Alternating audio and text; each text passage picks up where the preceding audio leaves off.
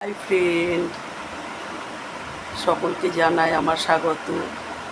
তো এই যে এখন আমি যে সাজে আপনাদের কাছে হাজির হয়েছি, তো এটা কোন গানের শ্যুট হয়েছিল, যে গানে সেই গানের নায়িকায় এই সাজে সেজেছিল। তো আপনারা বলতে পারবেন কি জানি না, তবুও চেষ্টা করবেন, অবশ্যই জানবেন। তো আমিও বলে দিচ্ছি। তো এই যে আমি সাজটায় সেজেছি, শুধু মনের ইচ্ছা থেকে নয়, শুধুমাত্র গানটা করব, এমনকি গানটা করেওছি আমি নিজে মুখে, নিজে গলাতেই গানটা করেছি।